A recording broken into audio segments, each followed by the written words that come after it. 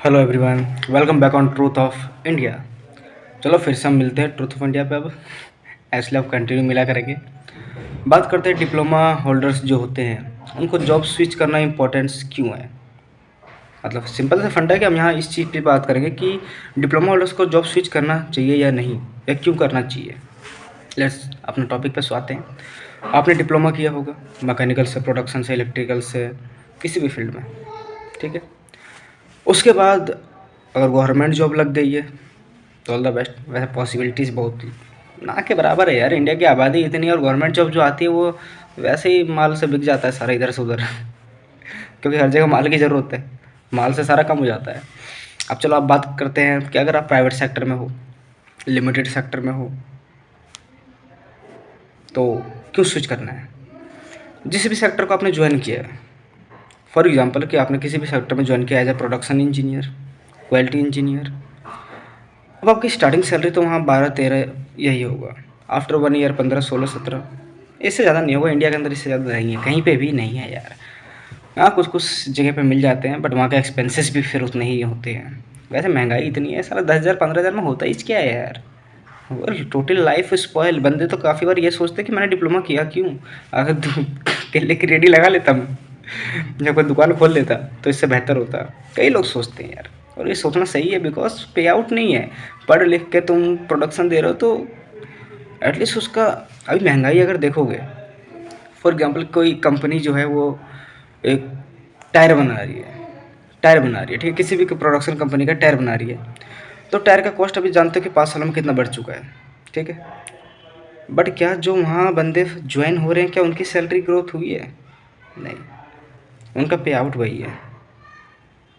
जो भी कंपनी है, हर कंपनी का यही हाल है, चाहे वो कंपनी कितना भी प्रॉफिटेबल हो, बट आपकी सैलरी ग्रोथ नहीं होगा। Do you know why?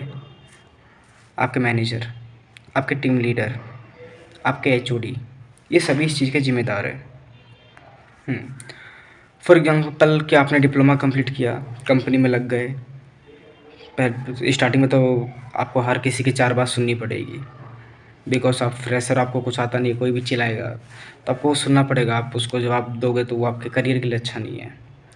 सुनो, सीखो, नॉलेज लो, कंपनी के हर एक पैरामीटर को समझो, क्योंकि अभी तक आपने सिर्फ पढ़ाई करा था किताब वाली, अब आप हो रियलिटी में। तो जो भी फील्ड में हो आप, जो भी बना रहे हो, जिस चीज़ का भी प्रोडक्शन कर रहे हो, उसके हर एक पैरामीटर को समझो कि आखिर वो पैरामीटर में इम्पोर्टेंस क्या क्या है,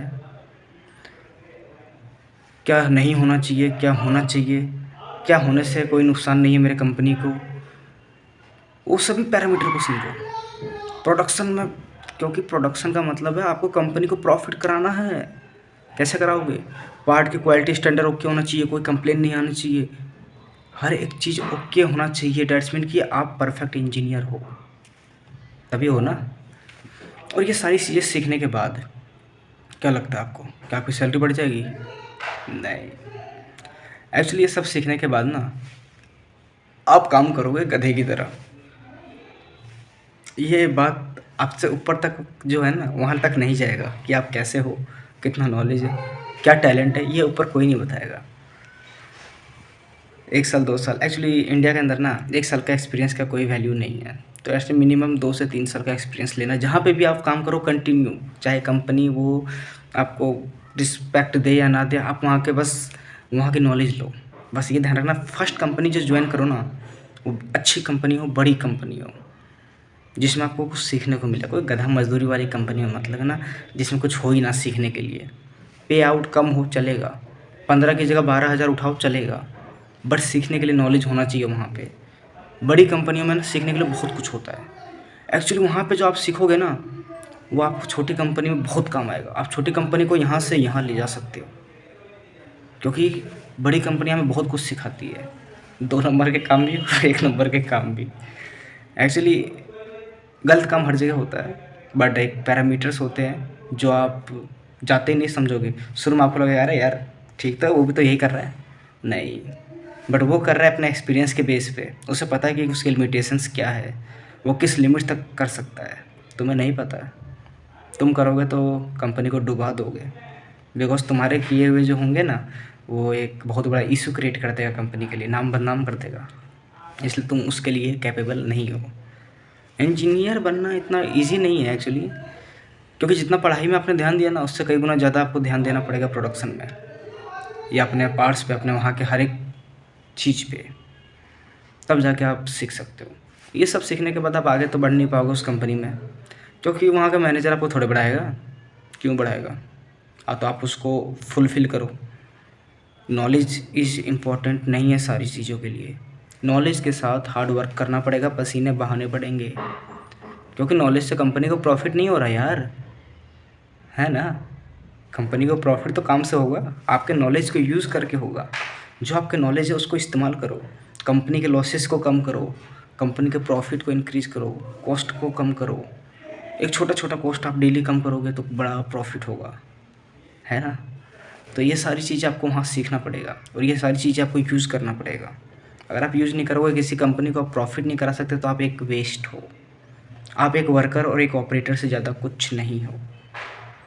अगर आपके पास ये टैलेंट नहीं है कि आप किसी को प्रॉफिट दे सको, अगर आप ये सोचोगे कि यार मैं लाखों का प्रॉफिट दे रहा हूँ, सैलरी तो 10,000 है, नो, गलत। तुम उससे करोड़ों का प्रॉफिट दो, तब जाके तुम उठाओगे 50,000।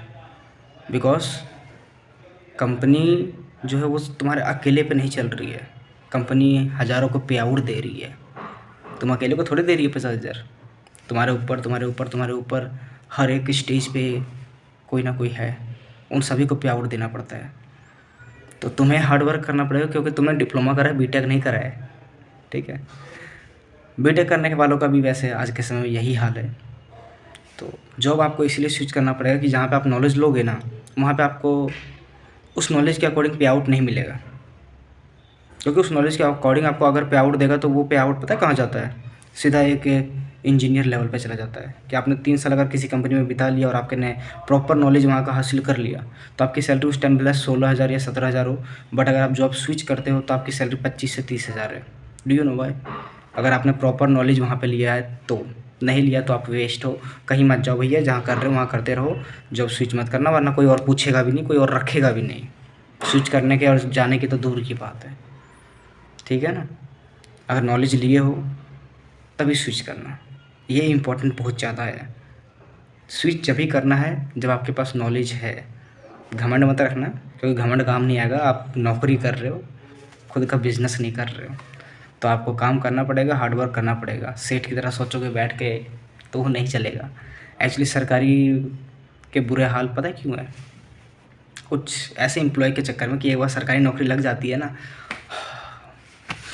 अब तो बस खाना है, पैसे आने हैं, तो इन चीज़ों के चक्कर में ना सरकार का बुरा हाल है।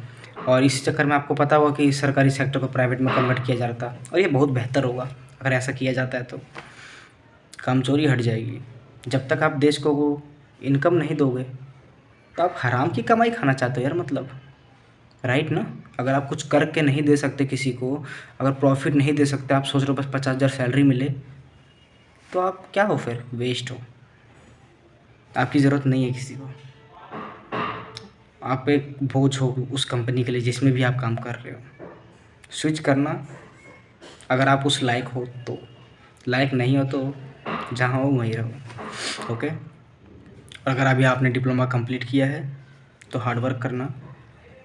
3 साल जितना आपने कॉलेज में लगाया है ना टाइम, जितना आप डेली पढ़ते थे, उससे कई गुना ज़्यादा पढ़ाई देना कंपनी में। हार्ड वर्क, हाथों का भी यूज़ करना है, माइंड का भी यूज़ करना है, और वो उसे गेन भी करना है। 3 साल अगर आपने मेहनत किया तो आगे की लाइफ आपकी बहुत अच्छी होगी। अगर नहीं किया 3 साल मेहनत, तो आप अफ़सोस करोगे कि डिप्लोमा मैंने क्यों किया, और कुछ नहीं। ऑल द बेस्ट, मिलते हैं फिर किसी टॉपिक पे। Bye bye.